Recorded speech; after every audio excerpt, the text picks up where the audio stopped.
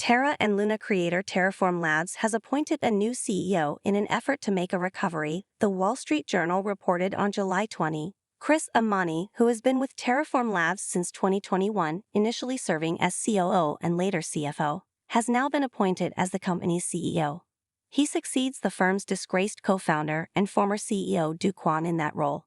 The TerraUSD stablecoin collapsed in May 2022, and certain South Korean branches of Terraform Labs were dissolved prior to that incident. However, the firm continues to operate in Singapore, and Amani expressed optimism that the Terra project could be revitalized. Tesla reported no change to its digital asset holdings during its Q2 2023 investor report, as seen in its shareholder deck on July 19. That document indicates that Tesla held $184 million worth of digital assets on June 30, the same amount that it held at the end of March 2023 and December 2022. Tesla's last significant change in digital asset holdings occurred in the last quarter of 2022, when its holdings fell from $218 million to $184 million.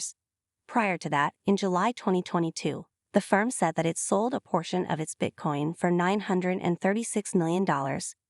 That sale amounted to about 3/4 of the Bitcoin that the firm originally purchased in early 2021.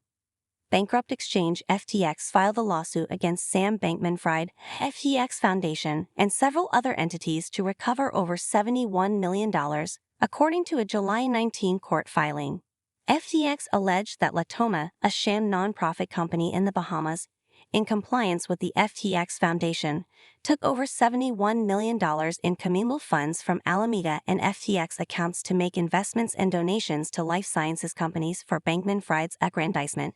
Like other investments the firm made before its bankruptcy, the court filing alleged that Latona did not conduct due diligence or valuation analysis on its investments and often overpaid for these investments, citing an example of a $3.25 million investment to life sciences without knowing if the firm was a nonprofit. The bankrupt company alleged that Alameda and FTX did not receive any value for the transfers, and SBF and other executives he hired intended to profit personally from the investments.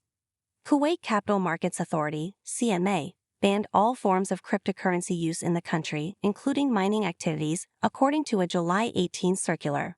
The financial regulator imposed an absolute ban on all payments and investments involving cryptocurrencies, adding that it does not recognize virtual assets as a decentralized currency. A translated copy of the statement reads, "Absolute ban of all asset/virtual currency mining activities."